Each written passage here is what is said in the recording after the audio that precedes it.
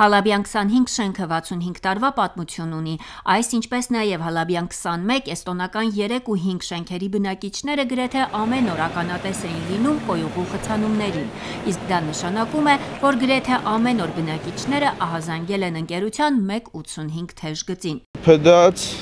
անմխիթար վիճակ է, տարին 12 ամիս առավոտից իրիգուն, երբ որ կոյուղում խցանումներ էր առաջանում, մեր նեկուղը, կիսանոկուղը, ներքևը գրասենյակ ունենք։ Այժմ էլ անզեն աչքով նկատելի է, թե ինչպես են շենքի բակի ծառերի արմատները դուրս եկել կոյուղու քայքայված ցանցի քանդված հատվածից։ Խնդիրը այնքան սուր էր այս հասցեներում, որ վերը նշված 4 շենքերի կոյուղու ցանցի վերակառուցման աշխատանքները հրատապ կարգով ներառվեցին ընկերության այս տարվա պարտադիր կապիտալ, բայց չնախատեսված ծրագրերի ցանկում։ Քաջազնունի 1 ու Բաշինջաղյան 178 շենքերի բակային կոյուղատարերի վթարային հատվածների վերակառուցումը ավարտելուց հետո կապալառու կազմակերպությունը շինարարական ակտիվ աշխատանքներ սկսեց արդեն Հալաբյան 25 ու 21 էստոնական 3 և 5 շենքերի բակերում։ Աշխատանքները ընթանում են շատ հստակ, նորմալ, կանգառող ոչ մի հանգամանքներ չունենք։ Այս պահին մոտ մի 2-3 դիտահորերի քանդման եւ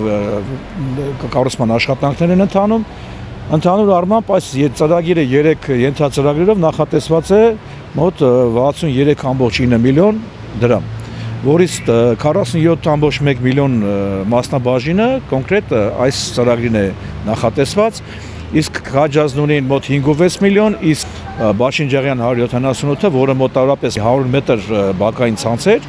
11.2 միլիոն էլ նախատեսված էր Բաշինջաղյան 178-ի համար։ Մաշված ու քայքայված հատվածն այստեղ ավելի քան 500 գծամետր է։ Կոյուղին սպասարկում է ամբողջ թաղամասը։ Ավարտից հետո վերակառուցվող հատվածը կնպաստի նաև հարևան շենքերի կոյուղու նորմալ աշխատանքային լինելուն։ Չնախատեսված աշխատանքներով մենք ընդգրկեցինք այս